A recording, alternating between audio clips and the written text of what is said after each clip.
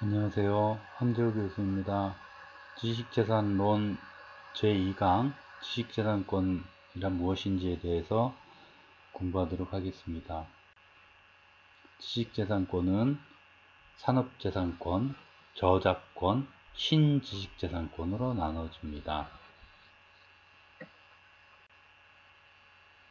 이런 지식재산권이 왜 필요한지에 대해서 잠시 말씀을 드리도록 하겠습니다. 지식재산권을 가지고 있으면 시장에서 독점적인 지위를 확보할 수 있습니다. 또한 특허 분쟁의 예방 및 권리를 보호받을 수 있습니다.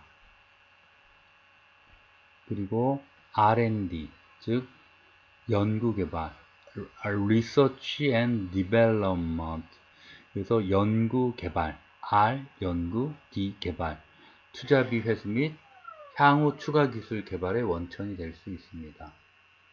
정부의 각종 정책 자금 및 세제 지원 혜택을 받을 수도 있습니다.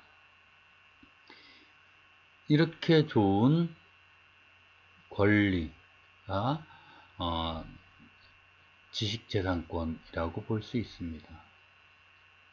그런데 국가에서 혹은 정부에서 이런 개인에게 혹은 법인에게 이런 독점적인 지위, 이런 권리들을 줬을 때 과연 국가는 무슨 이익이 있을까요?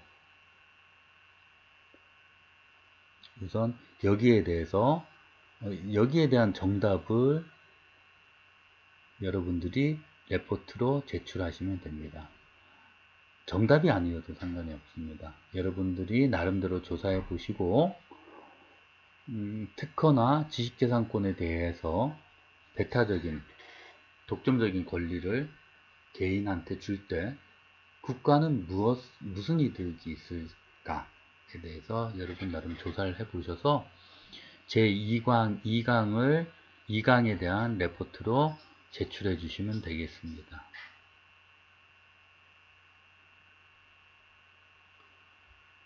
자, 이런 것들을 볼 때 그 지식재산권을 소유한다는 것은 굉장히 유리한 거죠.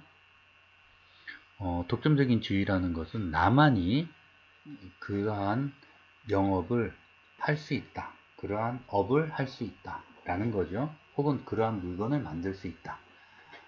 그러니 얼마나 유용하겠습니까? 또 R&D 투자비 회수가 가능하다. 연구개발을 하게 되면 많은 비용이 들죠. 그러니까 연구개발을 통해서 어떤 새로운 제품을 개발을 해낸다면 막대한 돈을 투자해서 개발을 해낸 것인데 다른 사람이 그 물건을 본따서 비슷한 걸 만들어 버린다면 그러면 연구개발비에 많은 투자를 한 사람은 보호를 받지 못하는 거죠. 그래서 이러한 분들이 보호받을 수 있도록 하는 것이 지식재산권이다 라는 거죠. 그리고 정부의 각종 정책자금이나 세제 지원을 받을 수 있다라는 것은 뭐냐면은 정부에서는 기업들이나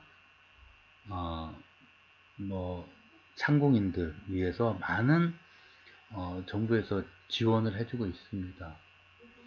그런데 예를 들면 중소기업에 대해서 지원을 한다라고 가정을 했을 때 실제로도 지원하죠. 가정하는 게 아니고 예를 들면 중소벤처부에서는 1년에 한 1조 원 이상의 연구개발 자금을 중소기업들에게 제공하고 있습니다. 출연하고 있습니다. 제공합니다. 이건 그냥 나중에 빌려주는 게 아니고요. 그 돈을 제공합니다. 기업에 따라서 적게는 1억 원, 많게는 1년에 3억 원 정도까지도 받을 수 있는 그러한 기술개발비를 정부로부터 받을 수가 있습니다. 그런데 잠깐 1조 원을 1억 원으로 따지면 10,000개의 기업이 받을 수 있죠. 그런데 우리나라의 중소기업의 개수는 수십만 개 이상의 중소기업들이 있습니다. 그러면 그 중에서 어떤 기업 만 개에게 이 자금을 줄 것입니까? 라고 했을 때 그 기업이 지식재산권, 특허 같은 걸 가지고 있어서 그 물건을 배타적으로 만들어서 사용할 수 있을 때 그 기업은 그 영업행위가 가능한 거죠. 그래서 그런 기업에게 정부의 R&D 자금을 주는 것이 합당하겠죠. 그래서 굉장히 유용하다라는 것을 여러분이 보고 알 수 있을 것입니다. 나눴었습니다. 그래서 산업재산권에는 4가지 종류가 있습니다. 특허, 실용신안, 디자인, 상표. 보면 여러분들이 특허라는 이름은 좀 어렵고 실용신안은 더 어렵죠. 디자인은 대충 알겠죠. 상표라는 것도 대충 알겠죠. 디자인이라는 것은 뭐 자동차의 모양 뭐 이런 것들이죠. 상표라는 것은 자동차의 이름, 멋있는 이름이 있죠. 제네시스 뭐 이런 것들의 이름일 것입니다. 자, 그럼 특허란 것은 무엇이냐? 특허란 것은 큰 발명에 대해서 주는 것을 특허라고 합니다. 실용신안은 특허보다 큰 발명은 아니지만 그렇지만 발명에 대해서 주는 권리를 실용신안이라고 합니다.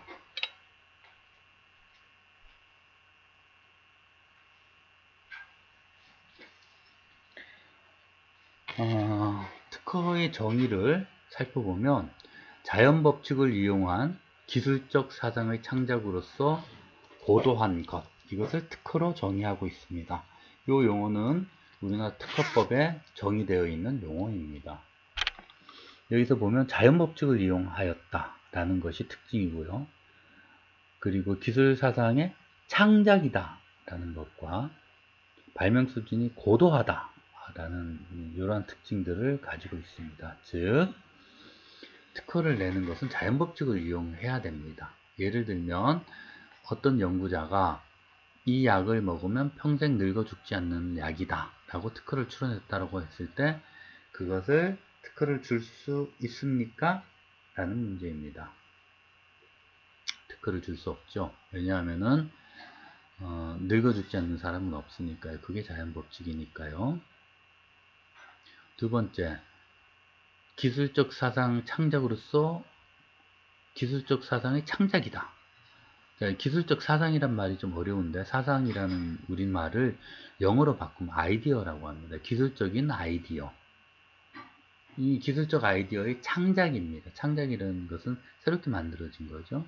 그래서 이전에 없었던 것이어야 됩니다. 새로워야 되는 거고요. 그리고 발명 수준이 고도한 것, 높은 것이어야 된다는 거죠. 이게 이제 특허가 실용신안과의 다른 점입니다. 실용신안은 자연법칙을 이용한 기술적 사상의 창작, 여기까지는 똑같습니다. 특허는 고도한 것이고 실용신안은 고도하지 않습니다. 즉 실용신안은 누구나 그 정도는 생각할 수 있었던 건데 생각을 미처 못했던 것에 대해서 주는 것이 실용신안이고요. 그렇게까지는 생각하기 어려웠던 것, 아주 기술적으로 높은 것, 이런 것을 주는 것을 특허라고 합니다. 그래서 특허는 독점권을 출원일로부터 20년까지, 실용신안은 출원일로부터 10년까지 주게 되는 것입니다. 자동차에서 우리 본다면 예를 들면 엔진 제어 시스템, ABS 브레이크 시스템 이렇게 굉장히 기술적인 수준이 높은 것들을 주는 것이 특허입니다.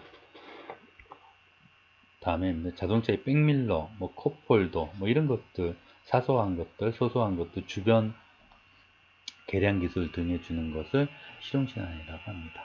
디자인은 차체의 형상, 의자의 형상 이런 것을 주는 것을 디자인이라고 하고요. 상표는 자동차의 명칭, 제작사의 명칭 이런 것들에 대한 권리를 상표라고 합니다. 다음에 저작권이라는 것은 사람이 만든 어떤 창작물, 그 작품 이런 것들을 저작권이라고 합니다. 예를 들면 그림, 음악, 그리고 뭐 소설 이런 것들을 저작권이라고 합니다. 저작인정권이라는 것은 저작권과 유사한 권리인데 실현자, 즉 배우나 가수, 연주자 또는 음반 제작자 및 방송사업자에게 기속되는 그러한 권리들을 저작 인접권이라고 합니다. 어떤 내용인지 대충 감이 잡히시죠? 다음에 신지식재산권이라는 것은 옛날에는 그런 것이 별로 중요시 여겨지지 않았는데 지금 너무 경제가 발전하고 복잡하다 보니까 이제 이런 것들에 대해서도 지식재산권이라고 인정하게 된 사안들입니다.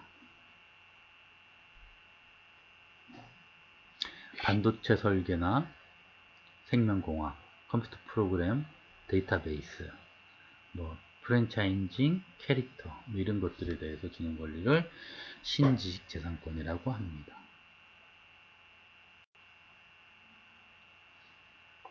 자, 우선 여러분들에게 그 지식재산권이라는 게 무엇인지 간단하게 말씀을 드렸습니다. 이 강의는 10분 정도의 강의고 제가 제2강의 보충 자료로 보완 자료로 동영상을 링크를 하나 더 올리겠습니다. 그래서 두 동영상을 보고 그리고 레포트를 저에게 제2강에 대한 레포트를 보내주시면 여러분의 출석을 인정하도록 하겠습니다. 여러분 경청해 주셔서 고맙습니다.